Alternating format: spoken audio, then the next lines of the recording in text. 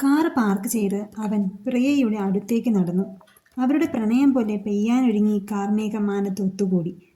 തൻ്റെ അടുത്തേക്ക് നടന്നു വരുന്നവനെ പ്രിയ നോക്കി നിന്നു. അപ്പോഴേക്ക് മഴ പെയ്യാൻ തുടങ്ങിയിരുന്നു. അവൻ അവളുടെ കയ്യും പിടിച്ച് ഓടി കോളേജ് വരാന്തയിലെ ഇടനാഴിയിലേക്ക് കയറി. പാർക്കിംഗ് ഏരിയയ്ക്ക് അടുത്തായതുകൊണ്ട് അവിടെ അധികം ആരും ഉണ്ടാവാറില്ല. ഷോള് കൊണ്ട് തൻ്റെ തല തോർത്തി തരുന്ന പ്രിയയെ അവൻ ഒന്ന് നോക്കി. അവളുടെ കണ്ണിലെ കരുതലും സ്നേഹവും കണ്ട് അവന് കൗതുകം തോന്നി.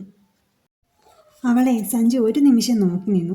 അവളുടെ മുഖത്ത് വീണ മഴത്തുള്ളി പതിയെ ഓടുന്ന കഴുത്തിലൂടെ ഇഴയുന്നത് അവൻ ശ്രദ്ധിച്ചു. ഇതുവരെ ഇത്ര അടുത്ത് അവളെ ഇങ്ങനെ കണ്ടിട്ടില്ല.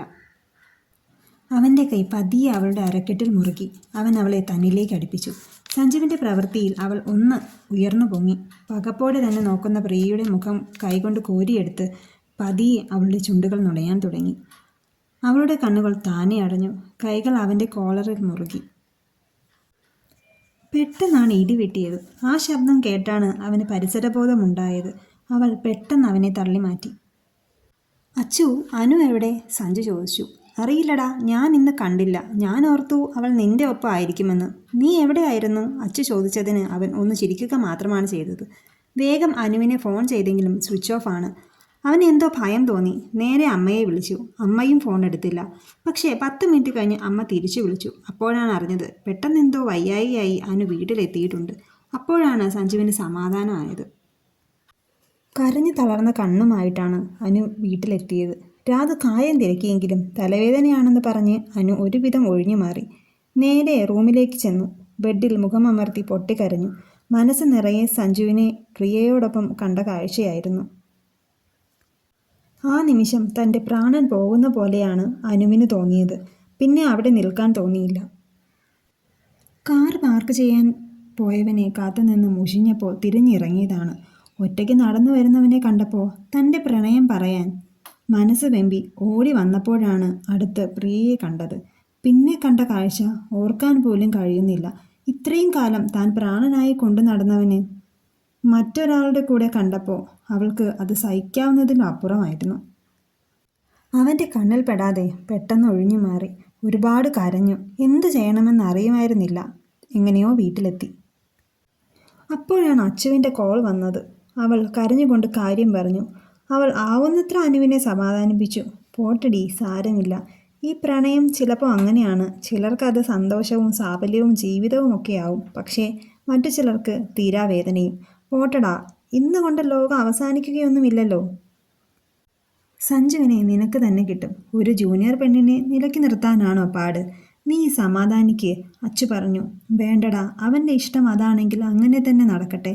ഞാനായിട്ട് അവനൊരു വിഷമവും ഉണ്ടാക്കില്ല. ഇതിപ്പോൾ നമുക്ക് മാത്രം അറിയാവുന്ന കാര്യമാണ്. ഒരിക്കലും അവനിത് അറിയണ്ട. അവൻ്റെ സന്തോഷം നശിപ്പിച്ചിട്ട് എനിക്കൊന്നും വേണ്ട. അത്രയും പറഞ്ഞ് അനു ഫോൺ കട്ട് ചെയ്തു. ഒരുപാട് കരഞ്ഞു. കരഞ്ഞു തളർന്ന് എപ്പോഴോ മയങ്ങിപ്പോയി. എന്തോ സ്വപ്നം കണ്ടാണ് ഞെട്ടി ഉണർന്നത്. അവൾ വേഗം പോയി ഫ്രഷായി വന്നു. തൻ്റെ രൂപം കണ്ണാടിയിൽ ഒന്ന് നോക്കി. വീട്ടിലെ രാജകുമാരിയാണ്. പക്ഷേ ഇപ്പോൾ രാജകുമാരൻ തന്നെയാണ് തന്നെ തോൽപ്പിച്ചത്. അവൾക്ക് തന്നോട് തന്നെ പുച്ഛം തോന്നി. വൈകുന്നേരമായി. പക്ഷേ എന്നത്തെയും പോലെ ഇന്ന് അനു സഞ്ജുവിനെ കാത്തിരുന്നില്ല. പതിവിലും വൈകിയാണ് അവൻ വീട്ടിലെത്തിയത്. അല്ല, അത് അവൾ പ്രതീക്ഷിച്ചതുമാണ്. കാരണം അറിയാവുന്നത് കൊണ്ട് അത് തിരക്കാനും പോയില്ല.